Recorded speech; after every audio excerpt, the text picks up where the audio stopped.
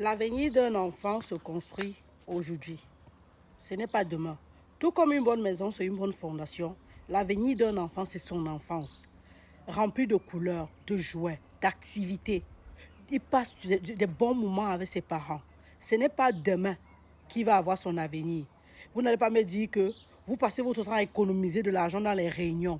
Vous achetez les longues perruques. Vous achetez les produits pour vous décaper la peau.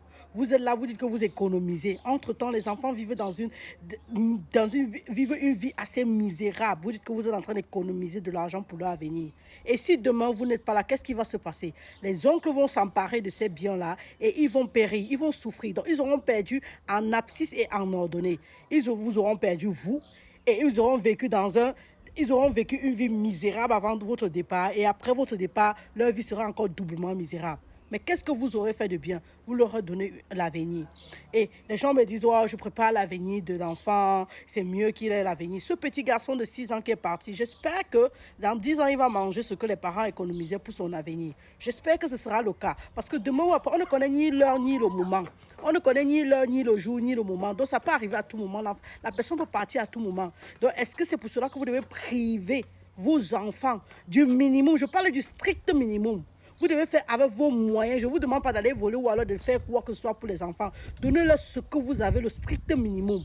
Vous êtes là, vous êtes du chiche. Les enfants vivent dans des conditions misérables. Aucun jouet, aucune activité, pas de voyage. Oh, je n'ai pas l'argent. Mais tu as l'argent entassé dans les banques. Tu as l'argent entassé dans les tontines. Le compte bloqué des enfants. Lorsque tu essayes de parler, tu viens, tu te dis, wow, ne dérange pas les gens, gardez votre éducation européenne là-bas. Ah bon, hein? Ah bon, hein? Oh, le monsieur qui a pris l'enfant là, qui a pris la vie de l'enfant là, vous croyez que vous tous êtes en train de dire qu'il faut justice pour Mathis? Oh, c'est un psychopathe, il mérite la peine, non? La peine capitale, non? Ce monsieur-là, c'est votre frère, c'est votre fils, hein? C'est le père de quelqu'un, mais c'est aussi le fils de quelqu'un. Vous croyez qu'on devient psychopathe du jour au lendemain? Non! On devient psychopathe depuis l'enfance. Parce qu'on grandit dans le traumatisme de l'enfance. Je vous ai parlé du traumatisme complexe de l'enfance. Ça commence dès le bas âge. Quand l'enfant est rejeté, abandonné, il n'a pas de jouet, il n'a pas une vie assez acceptable. Il commence à développer la jalousie, l'envie et tout ce qui va avec. Il est traumatisé. C'est ça la manifestation. Vous demandez à sa fille d'accepter, qu'elle cachait les choses de son père. Elle devait faire comment? Face à lui, vous voulez qu'elle fasse quoi? Vous voulez que la petite fille la fasse quoi? Vous croyez que si lui, il est comme ça, il a donné mieux que ça à ses enfants? Non.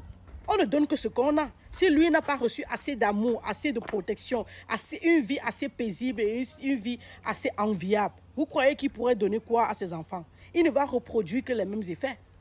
Vous croyez qu'on devient psychopathe? Pourquoi? No wonder qu'au Cameroun, il y a 11 psychiatres. J'ai lu ça sur la page d'Elisabeth, mademoiselle Elisabeth Gono, l'actrice camerounaise. 11 psychiatres dans tout le Cameroun. Et vous venez me dire que non, celui-là c'est un diable. Oh, machin. On ne devient pas diable comme ça. On devient diable dès l'enfance. C'est l'enfance qui crée le diable. Défaut de courir partout, donner-lui la peine capitale, toutes ces choses que vous racontez, justice pour... La vraie justice pour ce petit garçon, c'est que vous devez travailler sur vos enfants afin qu'ils ne deviennent pas des petits psychopathes comme celui qui a pris la vie de cet enfant. Vous devez vous donner c'est le vrai combat que vous devez mener à force, au lieu d'écrire des hashtags qui m'énervent au quotidien. Vous devez faire cet effort-là. C'est-à-dire, vous regardez la situation, vous apprenez de la situation. Ses parents n'étaient pas là, il était abandonné et négligé. Vous devez faire l'effort que ça n'arrive pas. Il a lutté pour aller rejoindre sa maman malgré qu'il était en train de mourir, pour ne pas mourir seul, mais il est mort seul. Vous devez éviter que cela arrive à vos enfants ou dans vos vies. Évitez surtout qu'un de vos enfants ou un de vos frères devienne ce type de personne qui va arracher la vie de sang-froid. Parce que s'il l'a fait, c'est parce qu'il n'a rien dans le cœur. C'est fini. Il n'a rien, il ne ressent rien. Et on ne ressent pas rien du jour au lendemain. Ce sont des choses de l'enfance. L'enfance de l'enfant, c'est son avenir. Vous devez chérir cela, lui donner le meilleur de vous. Évitez qu'il assiste à vos querelles et vos problèmes à répétition, à la bastonnade. Vous tapez sur vos femmes et vos enfants voient ça. Après que demain, vous allez venir sur les réseaux sociaux. Non, c'est un malade. Est-ce que c'est en le disant que ça évite que les d'autres cas soient en train de se produire? Après, 2 jours après avoir signalé, après avoir parlé de son... Quand on a commencé à parler de son actualité, il y a un petit gandroit, je ne connais pas son nom. Sa maman est venue se plaindre qu'on l'a trouvé dans la rigole, non? Dans la fosse, non? Ils sont nombreux. Ils sont là dehors, vous ne les connaissez pas seulement.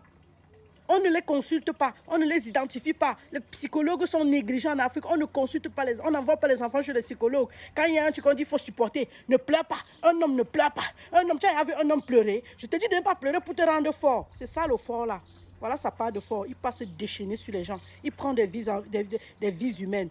Et vous êtes là sur les réseaux sociaux. Non, on fait avec ce qu'on peut. Il faut garder l'avenir de l'enfant. Hey, pas sur mes pages. Pas sur mes pages.